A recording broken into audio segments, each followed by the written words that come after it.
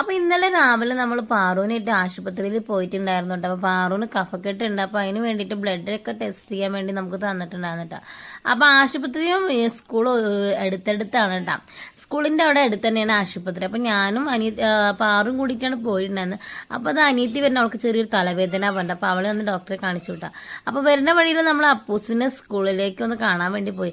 അപ്പൂസാണെങ്കിൽ കളിയുടെ ഭയങ്കര തിരക്കിലാണ്. അപ്പൊ വരാൻ തന്നെ ഭയങ്കര മടിയായിരുന്നു കേട്ടോ. അപ്പൊ ഞാൻ സാധാരണ പിള്ളേർക്ക് അമ്മമാരെ കണ്ടു കഴിഞ്ഞാൽ വേഗം എടുത്തേക്ക് വിടും. ഇന്റെ മോളാണെങ്കിൽ കളിയുടെ ഹരത്തിൽ ഇതാ വരാൻ തന്നെ കൂട്ടാക്കിയിട്ട് കുറെ മടിച്ചിട്ടാണ് ആള് വന്നിട്ടുണ്ടായിരുന്നത്. അപ്പൊ അങ്ങനെ ഞങ്ങൾ അപ്പൂസിനായിട്ടൊക്കെ കുറച്ചു നേരം വർത്താനൊക്കെ പറഞ്ഞു. പാറുക്കുട്ടിയുടെ ക്ലാസ്സിലൊക്കെ ഒന്ന് കയറി ടീച്ചറെ നോക്കിയപ്പോൾ ടീച്ചറെ കണ്ടില്ല. ഞങ്ങൾ ലഞ്ച് ബ്രേക്കിനാണ് അവിടെ ചെന്നിട്ടുണ്ടായിരുന്നത്. അപ്പൊ പാറുവിന്റെ ക്ലാസ്സിലേക്ക് പോകണ്ട കുട്ടികളെനൊക്കെ പോയി കാണാൻ വേണ്ടിയിട്ട്. കാരണം ടീച്ചറോടൊന്ന് പറയുകയും ചെയ്യാമല്ലോ. ടീച്ചറെ ഞാൻ ലീവ് ഓൾറെഡി ഞാൻ പറഞ്ഞിട്ടുണ്ടായിരുന്നില്ല.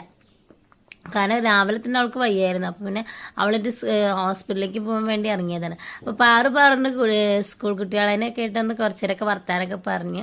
അപ്പൊ അതാണ് കേട്ടോ പാറുക്കുട്ടിയുടെ ഫ്രണ്ട്സ്. അപ്പൊ കുറച്ചേരൊക്കെ അവിടെയൊക്കെ സ്പെൻഡ് ചെയ്തതിന് ശേഷമാണ് പാറുക്കുട്ടീനായിട്ട് നേരെ ഞങ്ങൾ ലാബിലേക്ക് പോയത്.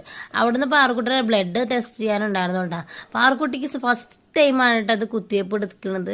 ബ്ലഡ് ടെസ്റ്റ് ചെയ്യാൻ വേണ്ടിയിട്ട് ഭയങ്കര പേടി ഉണ്ടായിരുന്നു. പക്ഷെ അവൾക്ക് അറിയില്ല എങ്ങനെയാണ് എന്നുള്ളത്. ഞാൻ പ്രഗ്നന്റ് ആവുന്ന സമയത്ത് എനിക്ക് ബ്ലഡ് ടെസ്റ്റ് ചെയ്യാനൊക്കെ ആണെങ്കിൽ അവൾ വന്നിട്ട് കണ്ടിട്ടുണ്ട്. പക്ഷെ ഇത് ഇത്ര ചെറിയൊരു വേദന ഉള്ളെങ്കിൽ ആ പിള്ളേർക്ക് ചെറിയ വേദന പോലും താങ്ങാറില്ലല്ലോ. അപ്പൊ അവൾ ആദ്യം വലിയ ഇതിൽ നമ്മൾ കൈയൊക്കെ കാണിച്ചു കൊടുത്തു. പക്ഷെ ആദ്യത്തെ കൈ നമുക്ക് കുത്തിയപ്പോൾ നമുക്ക് ബ്ലഡ് കിട്ടിയിട്ടുണ്ടായിരുന്നില്ല കേട്ടോ. പിന്നെ കുറച്ചൊക്കെ ബ്ലഡിന്റെ ഞരമ്പ് നോക്കി, പക്ഷെ കിട്ടിയില്ല. അപ്പൊ നമ്മൾ അവിടെ നിന്ന് കൈ അഴിച്ചിട്ട് അവര് ഇപ്പുറത്തെ കൈയിന്റെ മേലേക്ക് വെച്ചിട്ടാണ്.